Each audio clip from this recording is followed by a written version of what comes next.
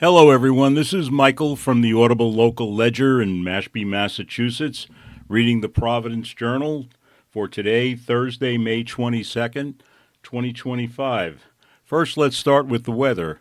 Today, it is windy with heavy rain with a high of 52 and a low of 44. For tomorrow, it will be warmer with a few showers, high of 59, low of 48. For Saturday, May 24th, a passing shower or two with a high temperature of 60 and a low of 49. For Sunday, times of clouds and sun with a high temperature of 64 and a low of 50. For Monday, Memorial Day, there'll be some sun showers around with a high of 67 and a low of 51. And now for the news. Still vacant, an article to the Providence Journal by Wheeler Cowperwaith. Providence is betting on a $3 million plan to fill retail space in the I-195 district. In the I-195 Innovation District, an estimated 24,000 square feet of storefronts sit empty, with dirt or gravel floors, concrete walls, and all the markings of an unfinished space. And in the area around the district, like the empty storefront next to Dunkin' on Richmond Street in the 6-story, 1.5-acre parking garage, there are even more empty storefronts. The never-occupied spaces are especially hard to fill because they are unfinished. But they are unfinished because it's cheaper to turn them into a restaurant or cafe, a clothing boutique, or bodega when the space is unfinished than to build out a space and then get a tenant who wants to rip it all out. To start dealing with the empty storefronts in the I-195 district continues to build up a new neighborhood in the city. Executive Director Carolyn Skunksick said the district there is rolling out a $3 million low-interest loan program to help pay for build-out. All of the empty storefronts on the west side of the Innovation District, as all the land on the east side, has been fully leased. Quote, "It really came out of a need we're seeing in the market," Skunksick said. The first tenant in a big commercial building is the hardest to land. Since most spaces are unfinished, the cost per square foot to turn it from a finished to an unfinished space starts at $250 per square foot for a basic build-out. For a restaurant, the cost goes up to at least $500 per square foot. If all of the 24,000 square feet open in the Innovation District were turned into basic finished spaces, that's $6 million worth of work. If just half of the space available were to become restaurant space, the cost climbs to $9 million. There's a lot of work that goes into getting that first tenant, Skunksick said. For the last couple of years, we've been in a higher interest rate environment, so it means costs are very high to get that first tenant in the door. It's easier to get a second tenant once the space has already been built out and they're just changing a few fixtures. Jesse Bearcon, president of the Boston-based Graffito SP, has been brought in to help the building owner at 125 Clifford Street, the Emblem 125 luxury apartment homes, to find the first tenant or tenants for its ground floor space that fronts on Clifford and Richmond Streets. The space is 4,500 square feet and could be subdivided into multiple spaces. The 24,000 square feet of empty space are spread mostly across 3 buildings in the district, Skunksick said. The space would cost at least $1.1 million to build out for a basic space, or a minimum of $2.3 million for a restaurant. Quote, "The fundamental problem is just generally across the board for retail and particularly local retail is barriers of entry, period," Barkan said. "It takes tremendous amount of time and energy and resources and money to open a shop, to open a restaurant," end quote. It's Bearcon's job to help those local, small, independent operators build out a space when normally they would have a very hard time doing it by themselves. At the same time, Skunksick and Bearcon said that they want to find the right mix of first tenants. Restaurants are a high demand from the apartment building and the rest of the building and the complex of lab spaces and residences going up in the area. The program, which could expand significantly in funds, offers loans at 3% to fund build-out of spaces with 10-year terms with some flexibility on the terms. The point is to offer rates well below the market to help make projects work, but it's also about just offering loans to businesses for the construction. It's about being able to underwrite to get a loan, forget the interest rate. If the program is successful, the Innovation District could put more money into it. It could also serve to be an example of how other groups can encourage growth, he said.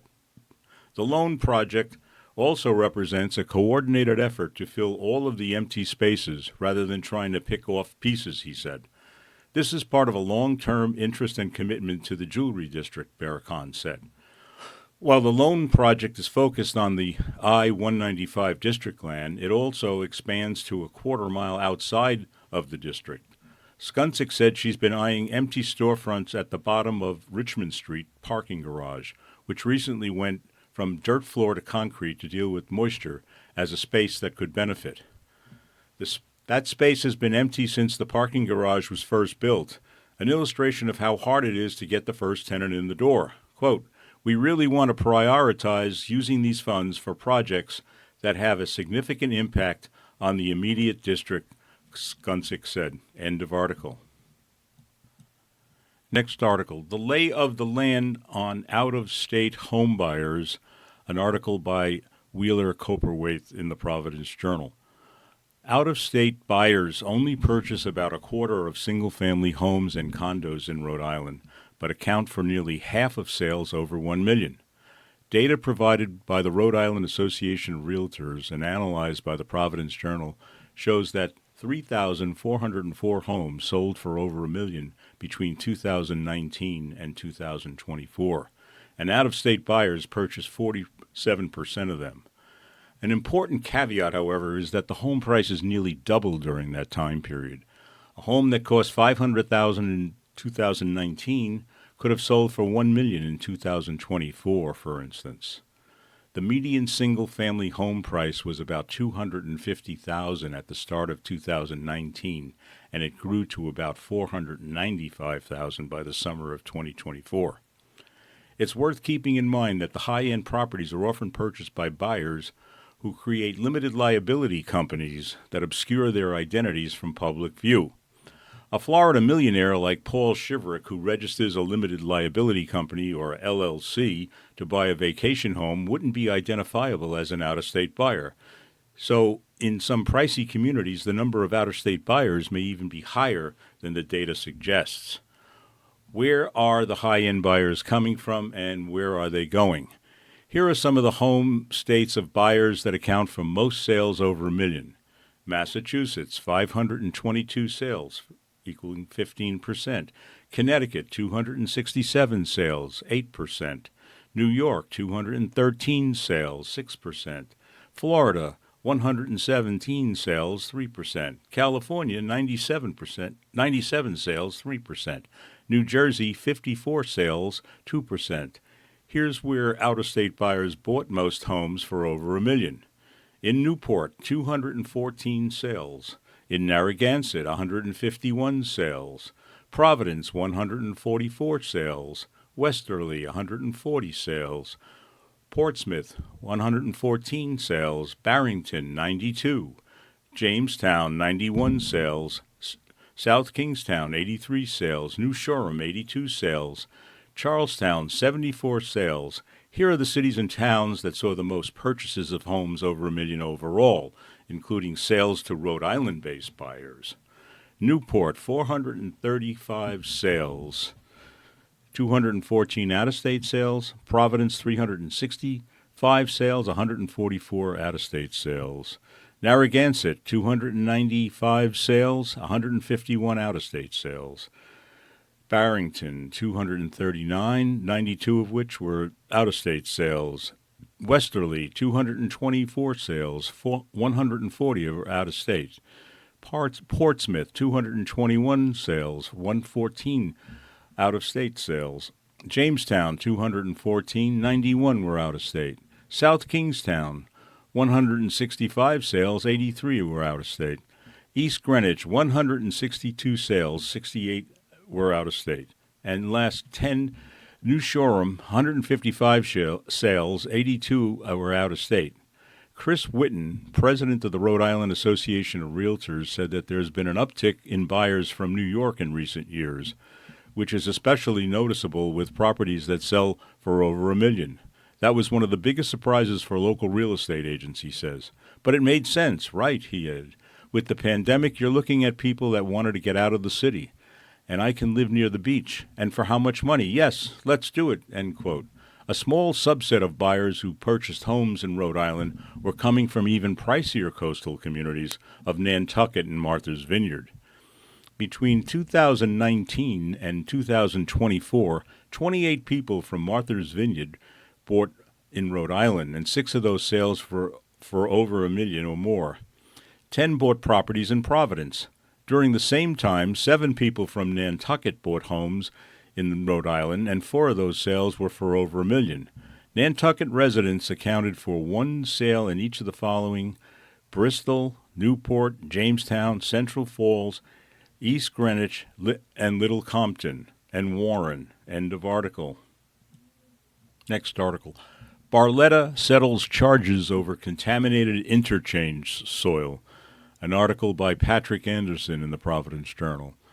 The Massachusetts construction company that built new routes 6 and 10 interchange in Providence has agreed to pay $11 million to settle criminal charges it used contaminated soil in the massive highway project.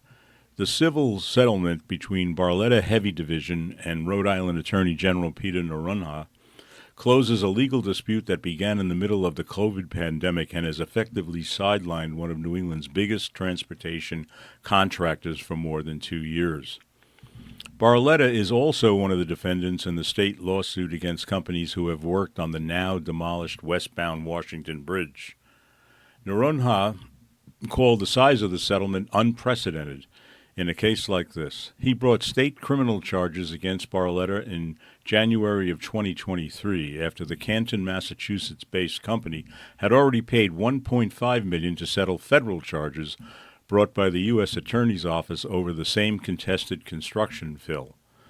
The money will go to fund for children's dental services managed by the Rhode Island Foundation.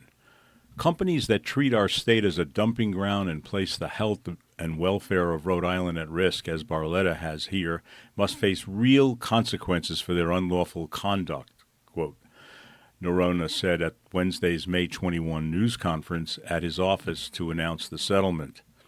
In the settlement, Barletta admits to what it had already acknowledged in its federal settlement, that its former superintendent, Dennis Ferreira, used stone that did not meet environmental standards from a Boston subway project as fill on the 6-10 ramps and then lied about it. As part of the deal, Ferreira pleaded no contest to providing false statement to the state. He will receive a 1-year suspended sentence with probation, according to Providence County Superior Court documents. Narunha said that at the news conference he had been able to prove company executives above Ferreira were involved in deception. In a company statement on the settlement through attorney Shannon Riley, Barletta noted that there were no findings or admissions in the settlement that Barletta was, quote, criminally responsible as a corporation for any reporting inaccuracy as alleged. Quote, the settlement reflects a business decision that is the result of protracted delays in the litigations towards reaching a resolution, combined with the fact that even with what Barletta is sure would have been a positive result at trial, could have and likely would have resulted in appeals by the state and even more prolonged litigation, further continuing the crippling effect of this filing on Barletta's continued operation, end quote, the statement said. While the 610 case was ongoing, Barletta was excluded from bidding on new federally funded projects for the Rhode Island Department of Transportation and the MBTA, which it estimates cost far more in lost revenue than the settlement. Narunha said that the general financial terms of the settlement had been agreed to in the summer of 2024, but Barletta objected to language in the deal until now. Barletta said Narunha was refusing to sign off the current language. In addition, the 610, Barletta also built the new Henderson Bridge, the new Pawtucket Central Falls commuter rail station, and was working on repairs to the westbound Washington Bridge, when engineers for that venture found structural problems on the bridge that forced its immediate closure. How did we get here? The 610 case revolves around tons of sand, stone, and dirt used to create the massive earthworks where the highways meet in Providence Olneyville neighborhood. Barletta's $248 million contract included requirements for the quality of fill and environmental documentation if material was imported from a new location. While it was doing the 610 project, Barletta was also building the Pawtucket Central Falls commuter rail station and working on multiple projects for the Massachusetts Bay Transportation Authority. In the summer of 2020, Ferrara began to use stone at 610 that had been shipped from a Boston MBTA site, according to the civil complaint, that Barletta agreed to in the settlement. Gave Rhode Island DOT officials environmental testing records from a different MBTA site to prove it was clean. Federal and state investigators were alerted to the soil issues on 610 projects by members of Local 57 of the International Union of Operating Engineers, who represent workers driving heavy equipment. In separate court cases, Barletta has accused its former chief of Rhode Island rival Cardi Corp. Of industrial espionage and colluding with the union to get Barletta in legal trouble. Local 57 carried out their own soil tests at the site, which Barletta has challenged. Some of the fill imported from Boston was trucked away, and some that had already been buried beneath the highway was left there. While there were suggestions in 2020 that the imported soil may have been poisoned neighborhoods abutting the highway, testing by the State Department of Environmental Management showed that although the soil did not meet residential use standards, it was not toxic or hazardous. Where will the money go? Of the $11 million Barletta is paying to settle the case, $10 million of it will go to the state, but to the Rhode Island Foundation for a, quote, Rhode Island Attorney General's Children's Fund, according to court filings. Another $750,000 will go to Narunha's office to pay for investigation and prosecution expenses, and $250,000 will go to the State Department of Environmental Management, which investigated the contamination claims. The Children's Fund will address the, quote, health needs of children residing in Providence, especially those in the Olneyville, West End, and Silver Lake neighborhoods, the filing said. Priority will be given to projects that address dental health needs of children and projects that advance for the health, safety, and welfare of children. Grants from the fund will be recommended by an advisory committee whose members are chosen by the Rhode Island Foundation, but include a representative of the Attorney General's office. Why would the money not go directly to the state, who under former Governor Gina Raimondo conceived of the 610 project, oversaw Barletta, and with the federal government paid for the work? Because I feel what Barletta did and it impacted that neighborhood, Naranja said. Companies that treat our state as a dumping ground and place the health and welfare of Rhode Island at risk, as Barletta has here, must face real consequences, said Rhode Island Attorney General Peter Naranja. End of article. Next article. Rhode Island Latino Arts pushes ahead with lawsuit against Trump administration. An article by Katie Mulvaney. Providence. 4 arts organizations are seeking clarity on exactly how the National Endowment for the Arts is awarding funding based on President Donald Trump's directive that the federal agencies cease spending on programs that promote, quote, gender ideology, end quote. The organizations, including the Rhode Island Latino Arts, filed an amended complaint asking the NEA to explain to grant applicants whether communicating anything about gender would make them ineligible for awards. New guidelines from the agencies fail to clearly guarantee that grant awards will not be restricted based on the viewpoint of the applicants, the ACLU said. The NEA cannot require artists to act as mouthpieces for the government's preferred views, end quote. Vera Eidelman, senior staff attorney with the ACLU's Speech, Privacy, and Technology Project, said in a statement, Quote, the First Amendment prohibits the federal government from discriminating based on viewpoint, and the NEA has an obligation to clearly explain the future grant awards will be based solely on artistic excellence and merit as Congress intended. If the NEA instead continues its unlawful policy of disfavoring certain views, we will seek permanent relief from the court, end quote. The request for clarity came weeks after U.S. Federal District Court Senior Judge William E. Smith declined to issue an order barring the Trump administration from requiring that grants applicants agree not to promote gender ideology in their work. In ruling, the judge warned that the government's directive likely violated the First Amendment. The ruling, however, denied a motion for preliminary injunction by the LGBTQ plus arts organizations, including Rhode Island Latino Arts, National Queer Theater, the Theater Offensive, and Theater Communications Group that apply for National Endowment for the Arts funding, but were likely to become ineligible in light of the restrictions on the promotion of, quote, gender ideology. After the ruling, the NEA issued its final notice regarding how it would implement the executive order, the ACLU said. Quote, the NEA's notice does very little to assuage any fears that artists or art organizations may have that their project applications will be judged on arbitrary and vague ideological metrics rather than, quote, on artistic merit, said Stephen Brown, executive director of the ACLU Rhode Island. As a result, we will continue to seek judicial relief to protect the free speech rights of arts organizations to obtain funding without having to pass an ideological test, end quote. Not long after President Trump took office, the NEA canceled a grant program that targeted underserved communities and indicated that it would prioritize fundings for projects that honor the 250th anniversary of the signing of the Declaration of Independence. It also issued new rules for all arts organizations seeking grants, requiring them to pledge that they will not use federal funds to promote, quote, diversity, equity, and inclusion or gender ideology. The federal government is challenging directives that it disclose evidence about its decision-making in the case. End of article. Next article, Newport Festival Foundation offers Rhode Island charity license plate. An article by Newport Daily News staff.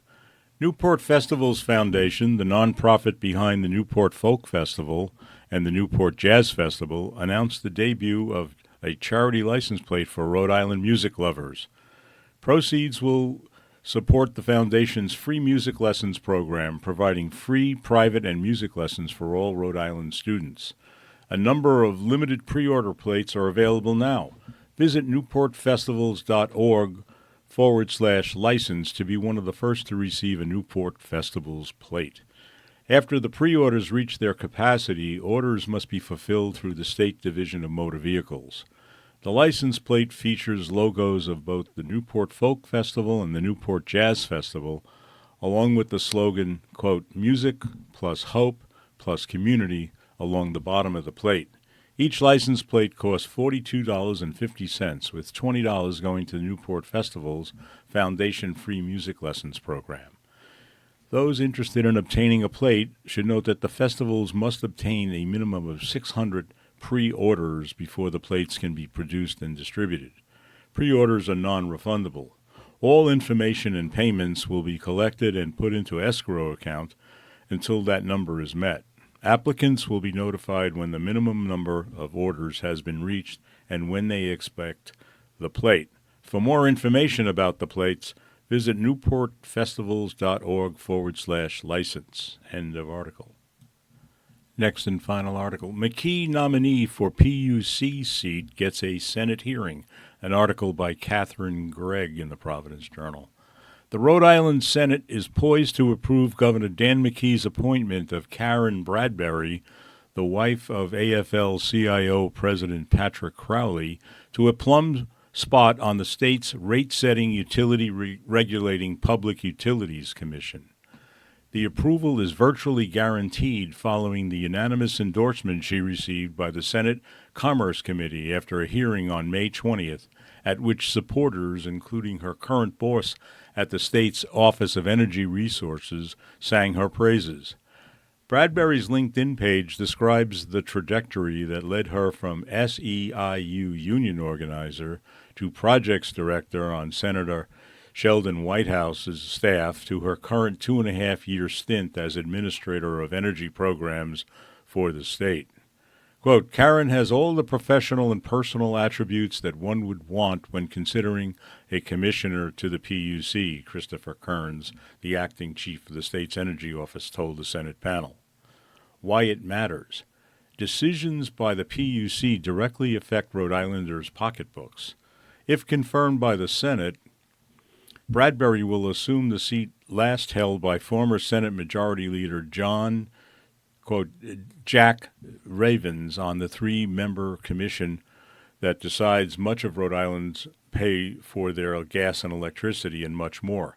For Bradbury, that would mean moving up from her current $108,904-year job as Administrator of Government Relations and Energy Programs at the Rhode Island Office of Energy Resources to a full-time $122,762 post. What does the PUC do? The Public Utilities Commission, or PUC as it's known, is one of the few state boards that pay its members anything.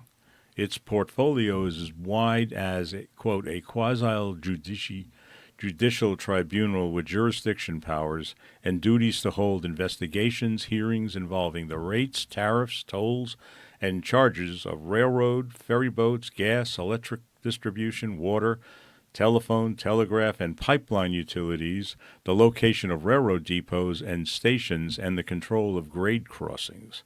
Put another way, the PUC regulates Rhode Island's energy industry, electric, gas, and water. It rules on proposed rate increases and has a say in thorny issues. The Commission is a quasi-judicial body that has also taken on a prominent role in recent years in assessing power sale contracts for solar and offshore wind developments. The Trump administration's crackdown on offshore wind development has left Rhode Island Energy and other utilities scrambling to find alternative sources of affordable, zero-carbon power that would allow them to comply with state clean energy mandates. Some lawmakers are looking to open the door for Rhode Island Energy to sign long-term contracts for nuclear power in a bid to lower electric rates and meet climate goals. In fact, the House unanimously approved the bill to allow the state's utilities to negotiate nuclear power contracts on the same day as Bradbury's confirmation hearing. Organized labor is on guard, meanwhile, against potential moves here to prohibit the use of natural gas and other heating fuels in newly constructed buildings. That has riled the local gas workers union in other cities. How did we get here? McKee submitted Bradbury's name to the Senate on May 14th. A day later, new Senate President Valerie Lawson, who doubles as the president of the National Education Association of Rhode Island, announced that the Senate would not vote to block the latest round of McKee pay raises for his cabinet, and as the House did days earlier. It remains unclear if the timing of these events or the help that Crowley provided Lawson in winning the Senate presidency 2 weeks earlier were connected. On her own LinkedIn page, Bradley lists, quote, union organizing, quote, grassroots and political campaigns, fundraising, and legislative relations as the top of her skills. The day he announced Bradbury's appointment, McKee focused on other aspects of her resume. Quote, Karen's expertise in energy policy, combined with a proven track record of delivering real results for Rhode Island, from securing major federal funding to launching innovative programs, makes her uniquely qualified to take on this role. Quote, her commitment to advancing clean, affordable energy will be an asset to the Commission, end quote, McKee said. In her current role as Administrator of Energy Legislation and Programs for the Rhode Island Office of Energy Resources, McKee said, quote, she leads the agency's efforts to monitor and analyze all federal and state regulatory and legislative developments in the energy sector, and has been instrumental in securing tens of millions of dollars in federal energy funding for Rhode Island, including spearheading the launch of of New England's first home energy rebate program. In her earlier job in White House's Senate office during a 14-year span that stretched from 2009 to 2022, she was the state lead on energy and other environmental issues.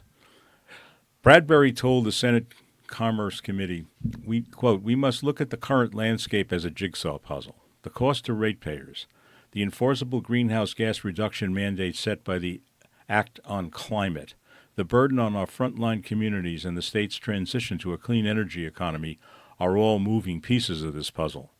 As commissioner, if so confirmed, it'll be my job to make sure all the pieces fit together in a way that is beneficial to ratepayers and businesses. In response to a journal inquiry, McKee spokesman Olivia DeRocha said, yes, this is the same Karen Bradbury who married the president of the AFL-CIO. Miss Bradbury's qualifications spoke for themselves, end of article.